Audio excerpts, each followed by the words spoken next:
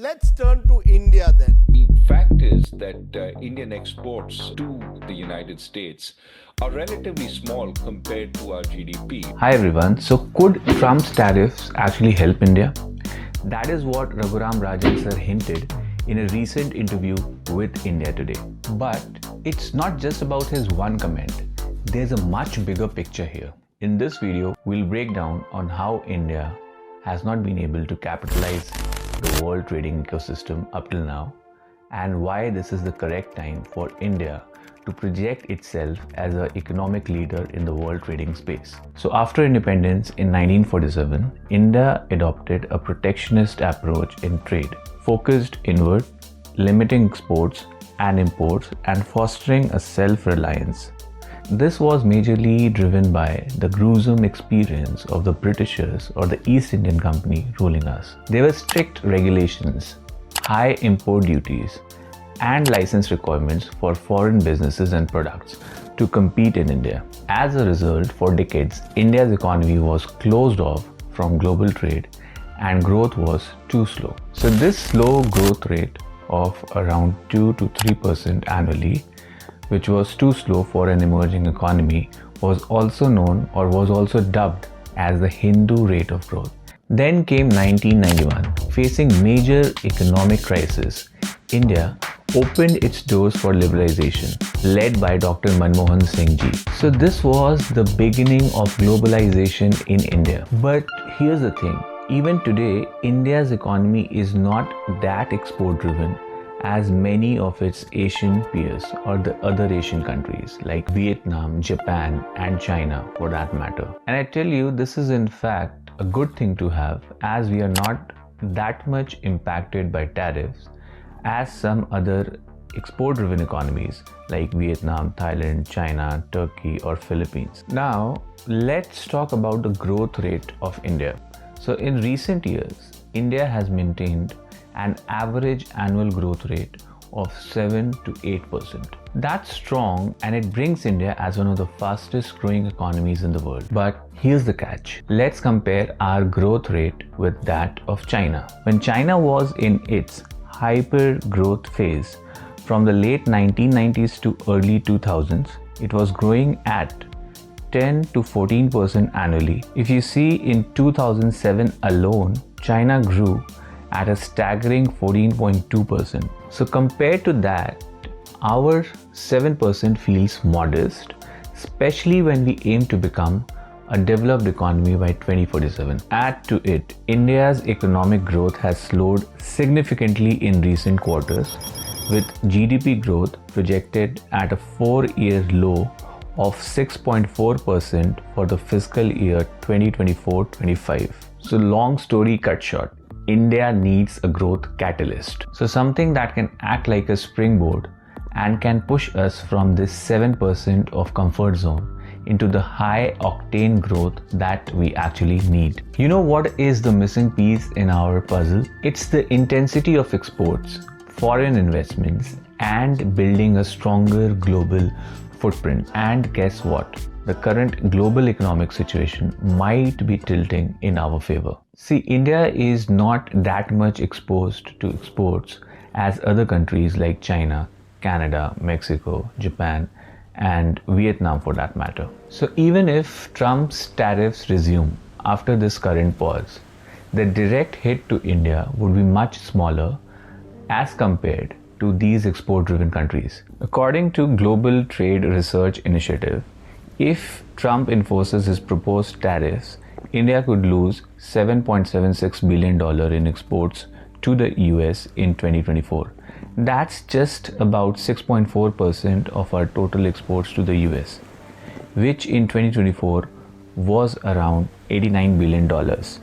See, India's export destinations for merchandise are also significantly diversified, with the US accounting for only 18% of shipments in 2023-24, according to India's Ministry of Commerce and Industry. In contrast, China is looking at a potential tariff of 100% or more across several categories. Countries like Vietnam too face higher risks because first, they are export-driven countries, and second is that their export volumes are highly concentrated in tariff sensitive sectors. So what does that mean for India? It simply means that India is in a stronger position to negotiate with the US. But to negotiate for what exactly? Well, negotiate for better, stable and long-term tariff arrangements.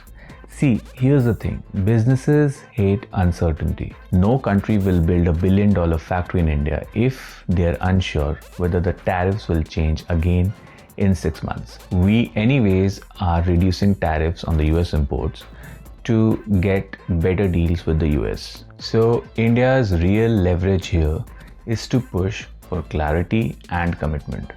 A fixed favorable tariff structure that sends a strong message to global businesses and manufacturers. We can then say that set up shop in India, your supply chain will be secure and your access to the US market will be predictable. Let's take a quick example. Let's say there's a US based electronic company. We call it Novatech. Now Novatech used to get all its components from China, but now Trump's tariffs make Chinese imports over 100% more expensive. Now Novatech would be looking for a backup plan, somewhere they could move their manufacturing to get all those components. Now imagine if India is able to negotiate a fixed tariff deal of 10 to 15% for electronic components. Now India can become the backup plan for Novatech. They start sourcing their components from India. Then they might move assembly here. Then they might move the R&D also. And just like that, it brings foreign investments, jobs and growth in India. So that's the real opportunity in Trump's tariff war. Not just replacing China, but to become the second alternative for global manufacturers. See, anyways, businesses worldwide are looking to de-risk from China. And now, India could potentially become the China plus one hub they have been searching for. But this isn't just about Apple and Novatech, the imaginary company that we thought about, them building factories in India. There's another big winner here, our own Indian exporters. See, for decades, countries like China, Canada, Mexico and Vietnam have dominated the US market with low-cost goods. But now, with Trump's proposed tariffs, which could go as high for these export-driven countries, their products could suddenly become way more expensive for the US consumers. And that's where Indian exporters could come in. So imagine an Indian textile manufacturer. Earlier they had to compete with ultra cheap products, ultra cheap textiles from China and Vietnam in the US market. But now, if those Chinese shirts are slapped with a 70 or 100% of tariff, and the Indian shirts are at a tariff of 26% or lower, boom, the Indian exporter instantly becomes the more affordable choice for American consumers. It's not that suddenly we have become cheaper, it's that others have become way more expensive. This could open the door for Indian exporters to enter new markets, win new clients, and scale up faster than ever before. All of this sounds great, right? But here's the catch. The clock is ticking. The tariffs that Trump is proposing, some of it might get negotiated away eventually, but not all. Because these tariffs aren't just about China or the trade imbalances that US is experiencing. Trump has two major pressures to deal with. The first is the massive, growing US national debt. And the second is the tax cuts promises by Mr. Trump to its citizens. So where will the money come from? Tariffs are an easy answer.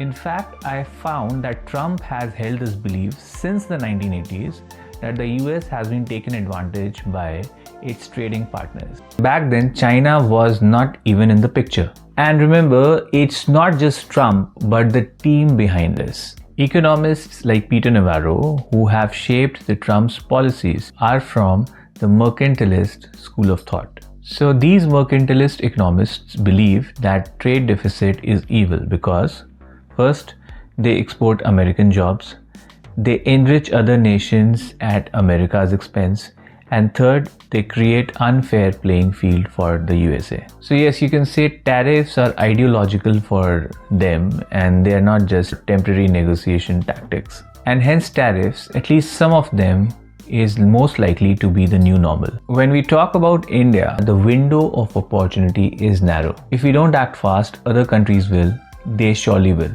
Like for example, look at Vietnam. The moment Trump floated the tariffs plans, Vietnam jumped in with tariff cuts on US agricultural and energy products, deals to buy aerospace and defense equipment from the US, and promises to support American businesses on the ground. That's aggressive diplomacy, and it's working.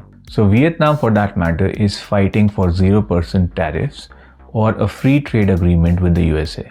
So imagine this, if you are a US importer, would you consider India with a 26% tariff or a Vietnam with 0% tariff with which you have a free trade agreement? So India must do these things as soon as possible. First is negotiate a deal with the USA for the tariffs as soon as possible.